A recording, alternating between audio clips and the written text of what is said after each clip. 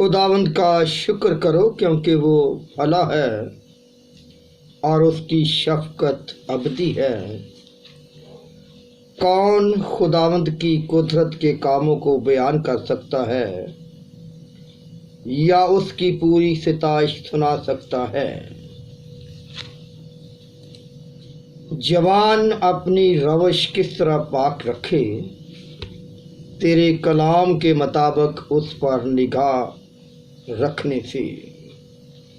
میں پورے دل سے تیرا طالب ہوا ہوں، مجھے اپنے فرمان سے بھٹکنے نہ دے۔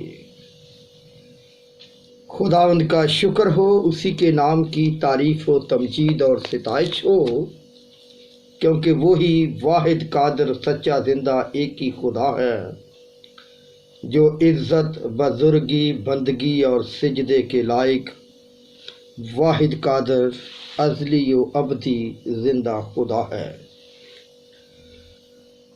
کلام مقدس میں سے آج ہم پڑھیں گے عہد جدید میں سے مقدس پالوس رسول کا افسس کی کلیسیا کے نام خط، اس کا 4 باب اور اس کی آیت نمبر 17 سے۔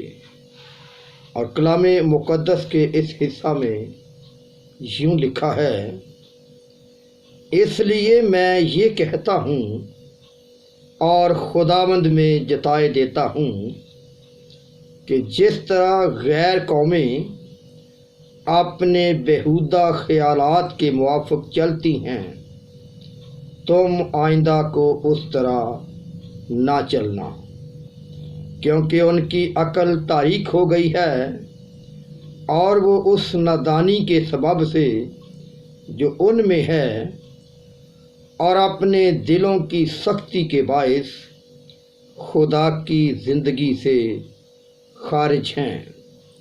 انہوں نے سن ہو کر شہوت پرستی کو اختیار کیا تاکہ ہر طرح کے گندے کام حرص سے کریں۔ کلام مقدس کا پڑھا جانا ہم سب کے لیے باعث برکت ہو، آمین۔ خداوند یسوع مسیح میں تمام دیکھنے اور سننے والوں پر خدا کا فضل اور خدا کا اطمینان، خدا کی سلامتی ہمیشہ قائم رہے۔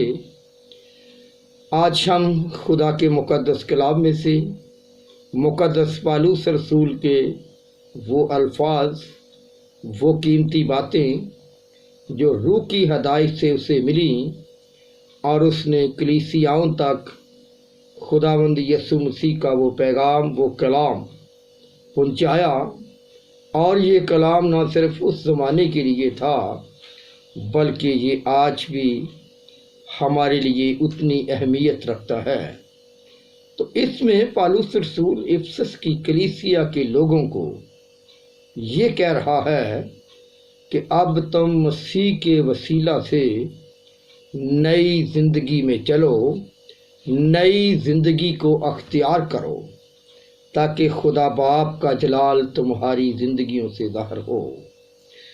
اس لیے آج کی ہماری جو مرکزی آیت ہے وہ 4 باب افسس کی کلیسیا کے نام اور اس کی آیت نمبر 17 سے میں نے آپ کے سامنے پڑھا ہے، لیکن جو مرکزی آیت ہے وہ یہ ہے کہ اس لیے میں یہ کہتا ہوں اور خداوند میں جتائے دیتا ہوں کہ جس طرح غیر قومیں اپنے بیہودہ خیالات کے موافق چلتی ہیں، تم آئندہ کو اس طرح نہ چلنا۔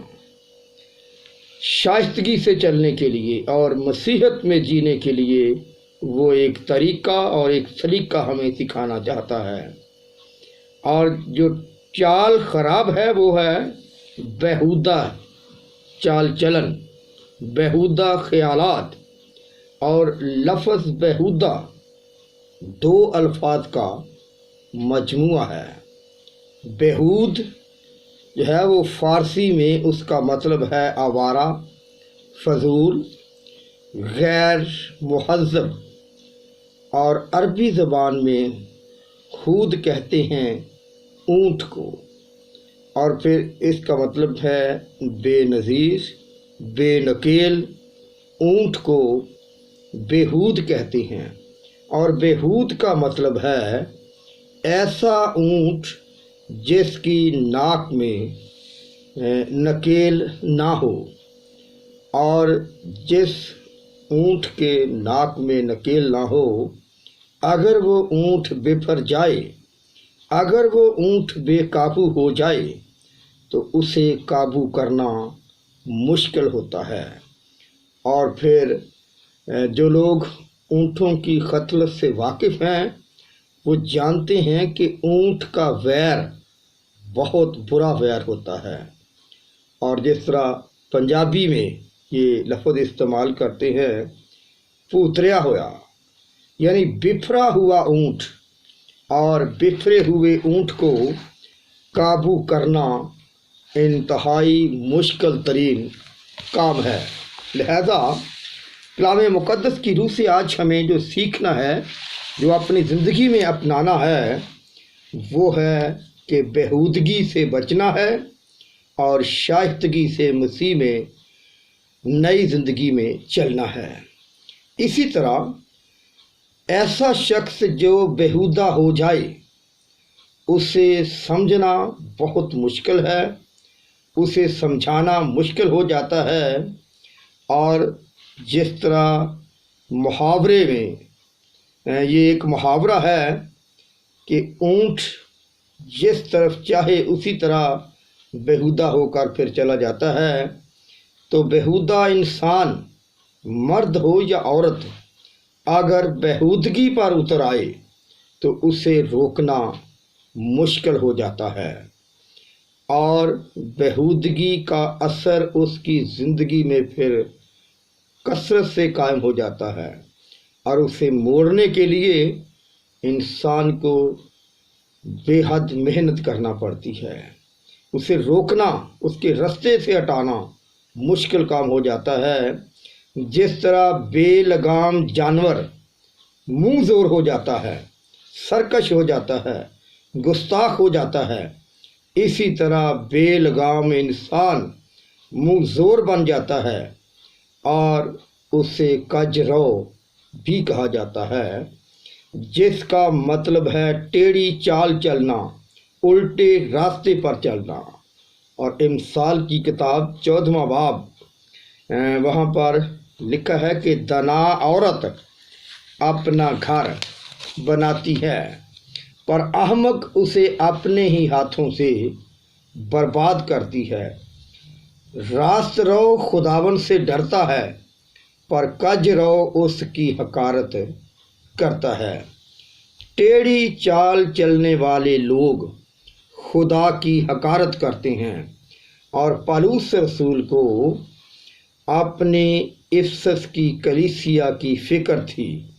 پالوس رسول افسس کی شہر کی کلیسیا کو اس ٹیڑھے پن سے نکالنا چاہتا ہے۔ اسے اس کلیسیا کے اندر جب ٹیڑھا پن نظر آیا تو اس نے اس کلیسیا کو خط لکھا، اور افسس شہر جو ہے وہ ایک تجارتی مرکز تھا۔ افسس شہر ایک آزاد شہر تھا اور رومی سلطنت کی حکومت سے آزاد تھا، اور افسس شہر کی شہرت کی بڑی وجہ ارتمس دیوی کا مندر تھا، اور افسس شہر جو ہے وہ توہم پرستی کا ایک مشہور اڈا بھی تھا، اور افسس میں بت پرستی کا مذہبی رجحان جو تھا وہ مرکزی رجحان تھا، اور اس کے علاوہ وہاں پر بت پرستی کے ساتھ ساتھ بدکاری، فحاشی، اوباشی یہ بھی کام عروج پر تھے، ان کا گڑھ تھا وہ، اور اسے قانوناً پناہ گاہ کا شرف حاصل بھی تھا، اور کوئی بھی مجرم اس شہر میں پناہ لے سکتا تھا، اور اس شہر میں اخلاقی گراوٹ تھی۔ یہ شہر اخلاقی گراوٹ کا شکار ہو چکا تھا، تو پالوس نے یہاں پر ایک مضبوط کلیسیا قائم کی تھی، روحانی بلوغت میں ترقی یافتہ بھی تھی، اور پالوس نے ان کے کاموں کو بھی سرایا تھا۔ سو مکاشفہ کی کتاب اس کے دوسرے باب میں 2 تا 6 آیت کا مطالعہ کرے تو وہاں پر مقدس یوحنا ذکر کرتا ہے کہ تو بدوں کو دیکھ نہیں سکتا اور نکولیوں کے کاموں سے تجھے نفرت ہے۔ غلط تعلیم پھیلانے والے لوگ بھی وہاں پر موجود تھے۔ اور اعمال کی کتاب اس کے 20ویں باب میں پولس رسول کہتا ہے کہ میرے بعد تمہارے درمیان پھاڑنے والے بھیڑیے آئیں گے، اور نکولیوں کی تعلیم کا بانی نکلاؤس تھا۔ نکولیوں کی تعلیم دراصل بلعام کی تعلیم تھی، اور بلعام کے کردار کی تفصیل ہمیں گنتی کی کتاب اس کے 22ویں باب میں نظر آتی ہے کہ بلعام کو بلک جو ہے وہ بلاتا ہے اور اسے اس بات پر مجبور کرتا ہے کہ وہ خدا کی قوم پر، بنی اسرائیل پر لعنت کرے، اور پھر اس کے بعد آگے چل کر بلعام جو ہے وہ خدا کے لوگوں کو حرام کاری کی ترغیب دیتا ہے۔ بلعام جو ہے وہ حرص کا شکار ہوا۔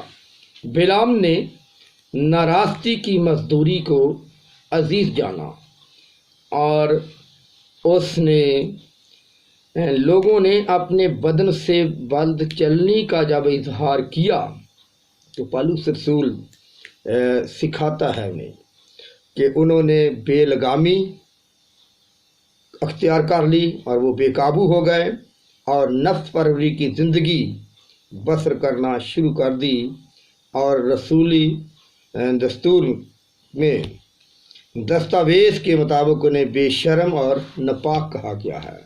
تو پولس رسول افسس کی کلیسیا کو باور کراتا ہے کہ بیہودہ خیالات کے مطابق نہ چلو، کیونکہ ان کی عقل بیہودہ خیالات کے مطابق تاریک ہو گئی ہے، اور اپنے دل کی سختی کی وجہ سے خدا کی زندگی سے وہ خارج ہیں، اور انہوں نے کام کتنا غلیظ شروع کیا کہ انہوں نے سن ہو کر شہوت پرستی کو اختیار کیا تاکہ ہر طرح کے گندے کام کریں، اور اس طرح کا جو شور شرابہ ہے، اس طرح کے جو گندے کام ہمیں نظر آتے ہیں۔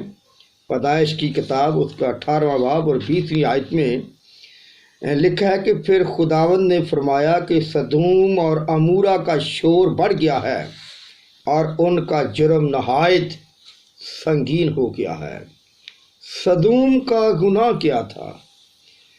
سدوم کا گناہ ہمیں وہاں پر زیادہ طور پر واضح نظر آتا ہے جب 2 فرشتے انسانی روپ میں سدوم شہر میں لوط سے ملے، اور لوط انہیں اپنے گھر میں لے گیا، اور جب وہ اپنے گھر میں لے گیا تو وہ لوگ بجد ہوئے، وہ لوطی لوگ جو ان کے ساتھ بد چلنی کرنے پر تل گئے تھے۔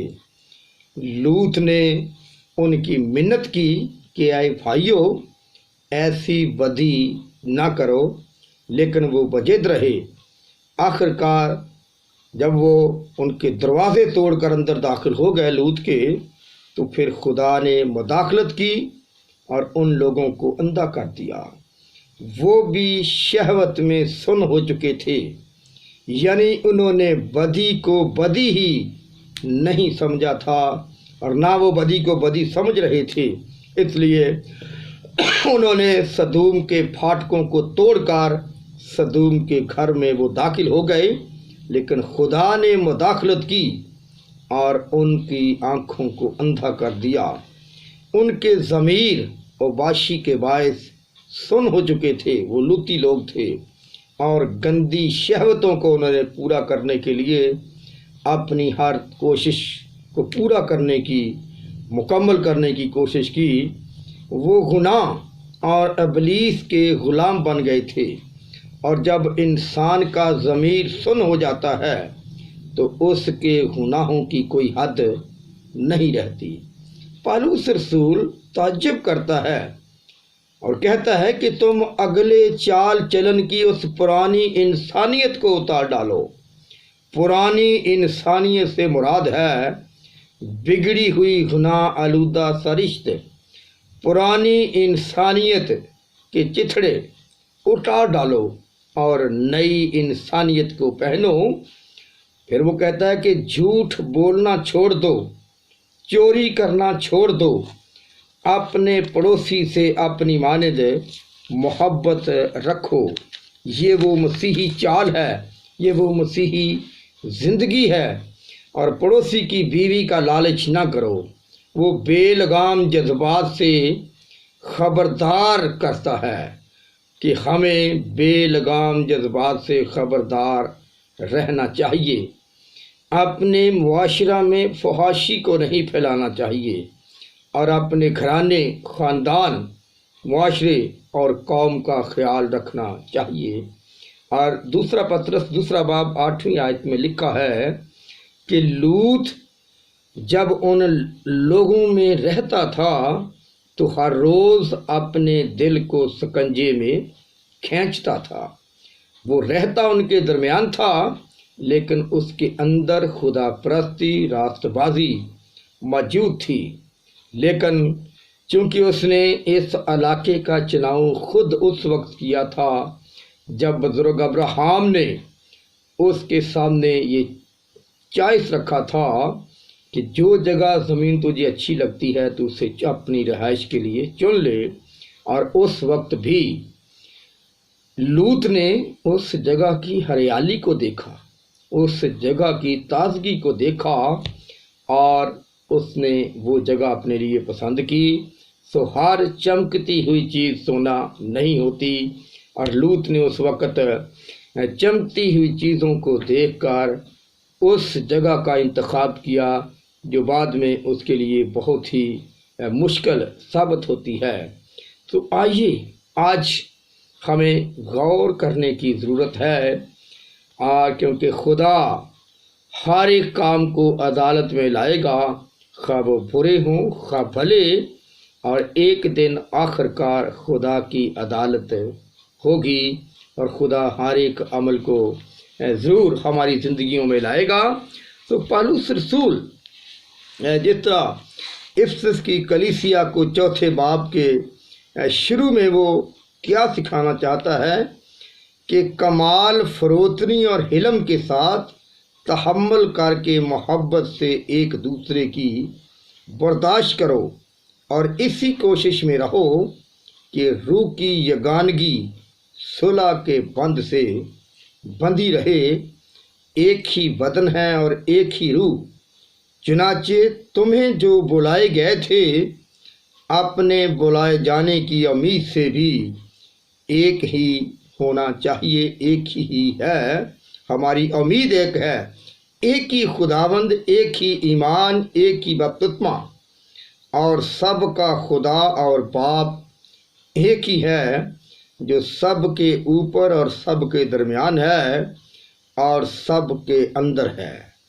تو آئیے ان بیہودہ خیالات جس کا ذکر پالوس رسول کرتا ہے کہ اس لیے میں یہ کہتا ہوں کہ خداوند میں جتائے دیتا ہوں، جس طرح غیر قومیں بیہودہ خیالات کے مطابق چلتی ہیں تم آئندہ کو اس طرح نہ چلنا۔ ان کی بیہودہ خیالات کس طرح تھے کہ ان کی عقل تاریک ہو چکی تھی، اور وہ نادانی کے سبب سے جو ان میں ہے اپنے دلوں کی سختی کے باعث خدا کی زندگی سے خارج ہیں۔ لیکن پالوس رسول آج یہ پیغام ہم سب کے لیے بھی اسی طرح سے ہے کہ ہر طرح کی تلخ مزاجی اور قہر اور غصہ اور شور و غل اور بدگوئی، ہر قسم کی بدخواہی سمیت تم سے دور کی جائیں، اور ایک دوسرے پر مہربان اور نرم دل ہو، اور جس طرح خدا نے مسیح میں تمہارے قصور معاف کیے ہیں تم بھی ایک دوسرے کی قصور معاف کرو۔ آئیے اپنی زندگی میں کبھی بھی بےہودگی کو ٹچ نہ ہونے دیں. بےہودگی ہماری زندگی میں نہیں آنی چاہیے، کیونکہ بےہودہ چال سے خدا کو کراہیت ہو سکتی ہے، خدا کو نفرت ہو سکتی ہے، اور خدا ایسے کاموں کو ہرگز پسند نہیں کرتا. اس لیے خدا کا چنا ہوا بندہ، خدا کا مخصوص کیا ہوا بندہ مقدس پالوس رسول اسی طرح ہمیں بھی جتاتا ہے کہ خداوند میں تمہیں جتائے دیتا ہوں کہ جس طرح غیر قومیں اپنے بیہودہ خیالات کے موافق چلتی ہیں، تم آئندہ کو اس طرح نہ چلنا، بلکہ مسیح میں شائستگی سے، حلیمی سے اور فروتنی سے چلنے کی ضرورت ہے. خداوند ہم سب کو اپنے مقدس کلام کے وسیلہ سے برکت بخشے. آمین.